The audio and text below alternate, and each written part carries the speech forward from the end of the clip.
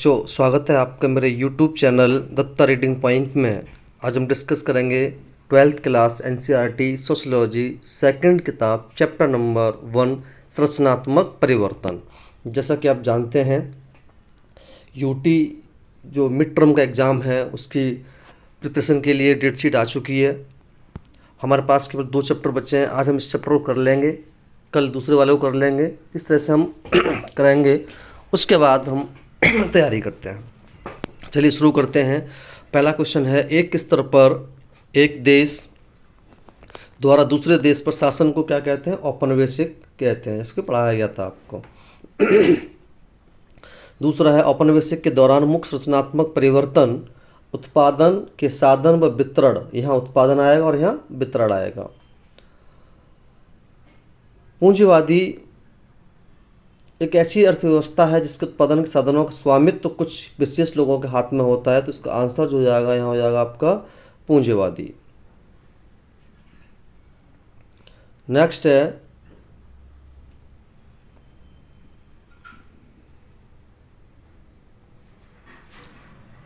बागानों के मालिक कौन थे? तो कौन थे? अंग्रेज थे। इससे पहले एक क्वेश्चन और है यहाँ पर, नगरीकरण और औद्योगिकरण दोनों जुड़ी हुई प्रक्रियाएं हैं। आपको फिल इन द ब्लैंक्स यहाँ करना है। ये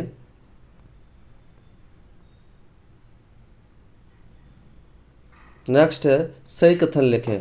औपनिवेशिक सरकार अंगूर की बागवानी, अंगूर नहीं आएगा यहाँ पर, क्या आएगा? चाय। तो अंगूर की बागवानी के लिए गलत तरीके से मजदूरों को भर्ती करती थी, तो अंगूर की जगह चाय आ जाएगा। नेक्स्ट है, बागानों के मालिक अंग्रेजों और उनकी मैम दयनीय स्थिति में रहते। दयनीय स्थिति बिल्कुल नहीं थी, ऐशो आराम की स्थिति थी। भारत में सड़कों पर बाएं चलना, ब्रेड आमलेट खाना, नेक टाई पहनना उपनिवेशवाद का हिस्सा नहीं है, नहीं था। तो इसका आंसर हो जाएगा हाँ। नेक्स्ट है, आधुनिक नगर जैसे बम्बई, कलकत्ता, मद्रास जो उपनिवेशी शासन प्रचलित कमजोर नहीं हुए थे, वो विकसित हो गए थे। ब्रिटिश साम्राज्य की अर्थव्यवस्था में निम्नलिखित तटीय नगर की भूमिका महत्वपूर्ण थी। बिल्कुल महत्वपूर्ण थी। इसमें कोलकाता, मुंबई, मद्रास सभी आ जाएंगे। किसके द्वारा गांवों पर नगरों के प्रभाव को लिखा गया? तो ये लिखा गया था MS राव। आपको केवल यहाँ ऑप्शन लिखना है, 4 ऑप्शन नहीं लिखने, केवल आंसर लिखना है। आधुनिकीकरण की अवधारणा किसने दी? तो ये डैनियल लर्नर द्वारा दी गई थी। औपनिवेशवाद का संबंध निम्न में से किससे है? बताया था, एग्जाम में आया भी था यूट्यूब में ये, तो पूंजीवाद से। भारत में ब्रिटिश उपनिवेशवाद की स्थापना तथा विस्तार में कौन सहायक था?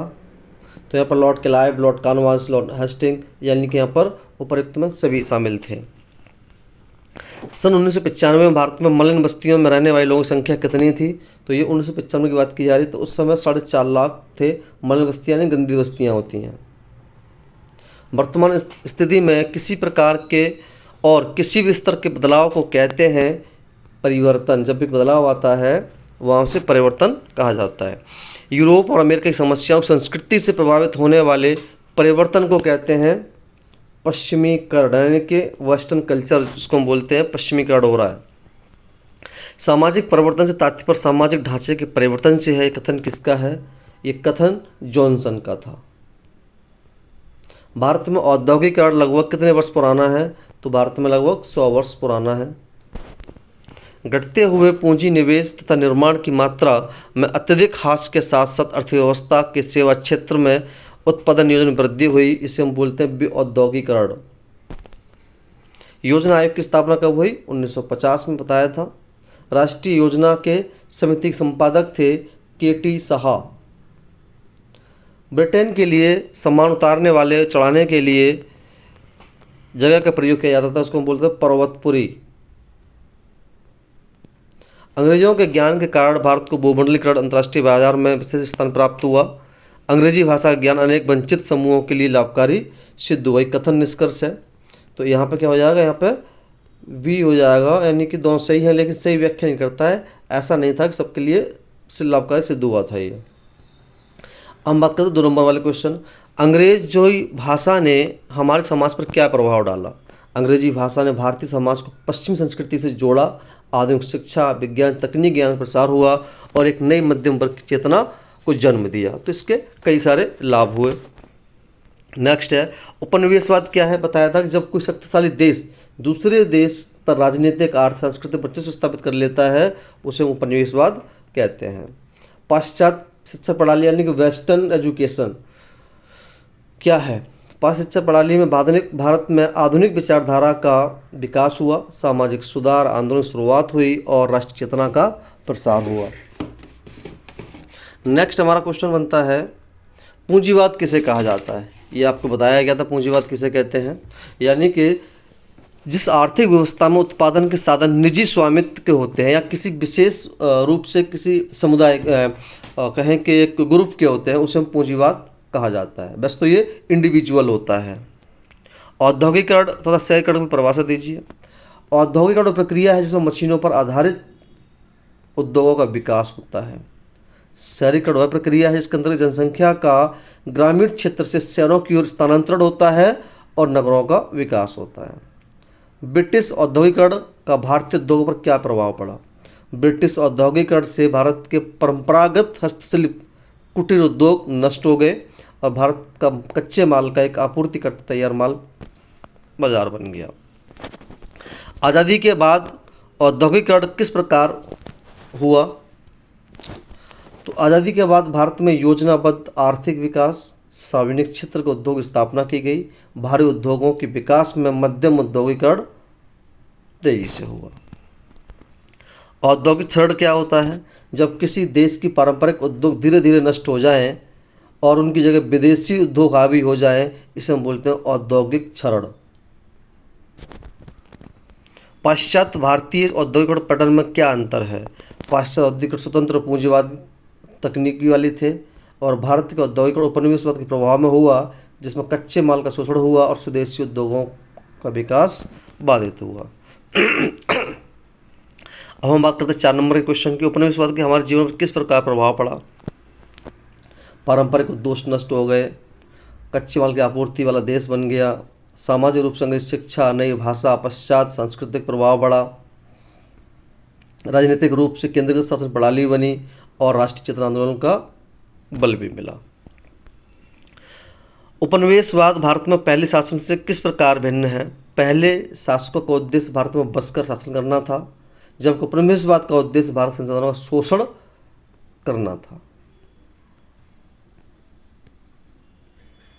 दूसरा पॉइंट है इसमें, पहले के शासक भारतीय संस्कृति को प्रभावित होकर भारतीय समाज का हिस्सा बन जाते थे, जबकि अंग्रेजों ने भारतीय संस्कृति से दूरी बनाई। पहले शासनों में स्थानीय उद्योगों का विकास होता था, जबकि उपनिवेशवाद में नष्ट किया गया।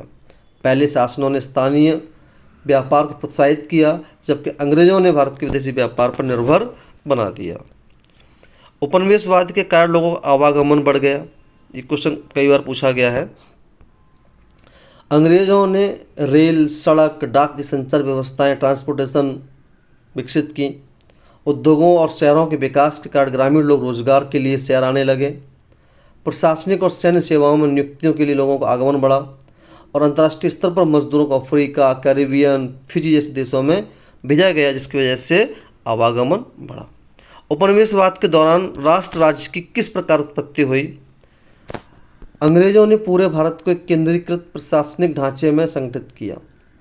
रेलवे, टेलीग्राफ, डाक व्यवस्था ने भारत को एकजुट किया, एक समान कानून और प्रशासनिक व्यवस्था बनाई। भारत में किन शहरों को अंग्रेजों ने बसाया और क्यों। अंग्रेजों ने कलकत्ता, मुंबई, मद्रास जैसे शहर बसाए। इन शहरों को बसाने का मुख्य उद्देश्य व्यापार और प्रशासन था। ये शहर समुद्र तट पर स्थित थे, जिससे यूरोप के साथ व्यापार आराम से किया जा सकता था। धीरे धीरे शहर प्रशासन, उद्योग, शिक्षा के प्रमुख केंद्र बन गए। नगरीकरण, अब ये क्वेश्चन हमारे पास है 6 मार्क्स के, क्यों हम 2 ही क्वेश्चन करेंगे यहाँ पर। नगरीकरण और औद्योगिकरण में परस्पर क्या संबंध है। औद्योगिकरण और नगरीकरण एक दूसरे से गहराई से जुड़े होते हैं। औद्योगिकरण के कारण मशीनों और कारखानों पर आधारित उद्योग का विकास हुआ, जिसके लिए श्रमिकों की आवश्यकता थी। रोजगार की तलाश में ग्रामीण लोग शहर की ओर आने लगे, जिससे नगरीकरण को बढ़ावा मिला। शहर में उद्योग, व्यापार, परिवहन, संचार सुविधाओं का विकास हुआ। नगरीकरण ने नए शहर जीवन मूल्यों, शिक्षा, स्वास्थ्य सेवाओं और आधुनिक जीवन शैली को जन्म दिया। इस प्रकार औद्योगिकरण ने नगरीकरण को उत्पन्न किया और नगरीकरण के उद्योगों का विस्तार श्रम बल की उपलब्धता पर सुनिश्चित किया गया। नेक्स्ट क्वेश्चन है, स्वतंत्र भारत में एम.एस. राव के अनुसार भारतीय गांवों पर नगरों का प्रभाव की चर्चा कीजिए। समाजशास्त्र शास्त्री राव ने बताया कि आज़ादी वाले भारत में नगरों पर क्या प्रभाव पड़ा। गांव पर अनेक प्रभाव डाले। पहला था आर्थिक प्रभाव। गांव के लोग रोजगार की तलाश में नगरों की ओर जाने लगे। कृषि पर निर्भरता कम होकर नगरीय रोजगार, कारखाने, उद्योग, सेवा बढ़ने लगी। और सामाजिक जो प्रभाव पड़ा, नगरीकरण से ग्रामीण समाज में शिक्षा, स्वास्थ्य और संचार के साधन का विस्तार हुआ। वहीं जाति व्यवस्था और पारंपरिक रीति रिवाज ढीले पड़ने लगे। अंतर्जातीय विवाह, सामाजिक गतिशीलता बढ़ी।